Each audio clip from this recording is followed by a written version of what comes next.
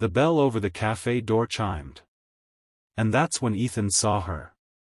Lily Harper, 28, waitress, community college student, dreamer with tired eyes but a warm smile, the kind of smile Ethan realized he hadn't seen in years. "Rough day?" she asked as she placed his coffee on the table. He looked up, surprised. No one ever asked him that. No one cared to. "You have no idea," he muttered. Lily laughed gently.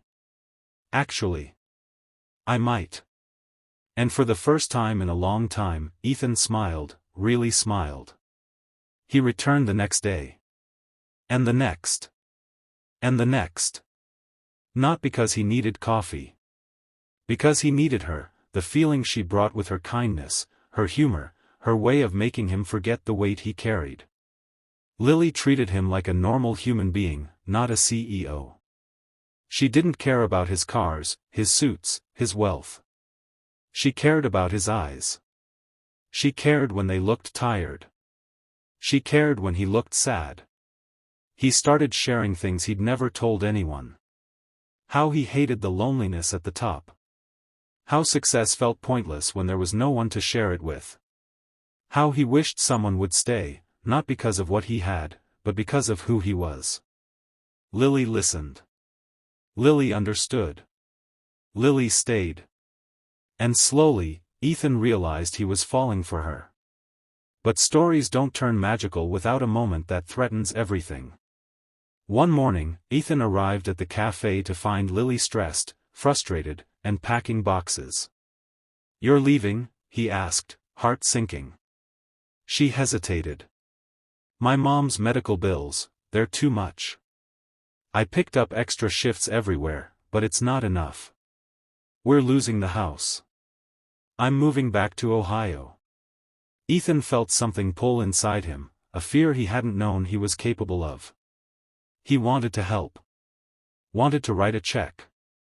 Wanted to fix it with money. But Lily shook her head. "No," she whispered. "I know who you are now. You help everyone with money.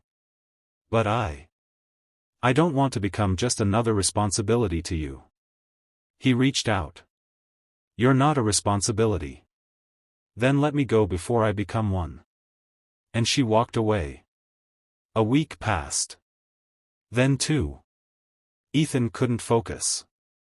Couldn't sleep. Couldn't breathe without thinking about her. His board noticed. Investors complained. His assistant warned him that he was losing control. And that's when Ethan made the most unthinkable decision of his life. He booked a ticket to Ohio, not as a CEO, not as a billionaire, not as some savior with a checkbook.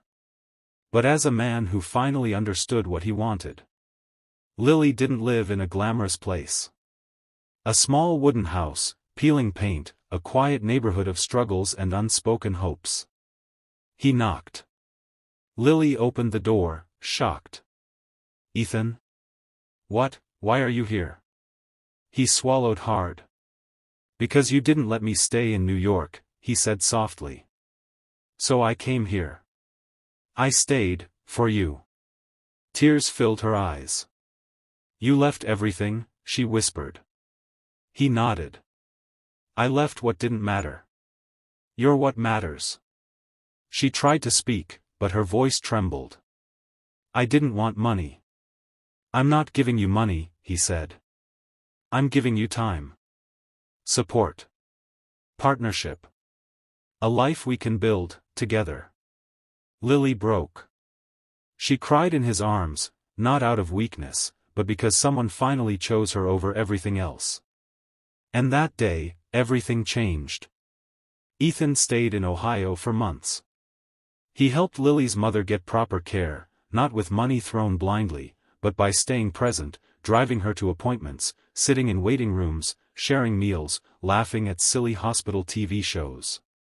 Ethan learned how to live. He learned how to breathe again. How to be happy again. How to love again. His company survived without him. He realized he had built strong people. But this love? It needed him. And Lily, she finally allowed herself to believe she was worth staying for. One evening, under the warm orange glow of a fading sunset, Ethan held Lily's hands. "You once said you didn't want to be my responsibility," he whispered. "You're not. You're my choice. The best choice I've ever made." Lily smiled, a soft, trembling smile full of gratitude and love. "And you," she whispered back, "are the man who stayed."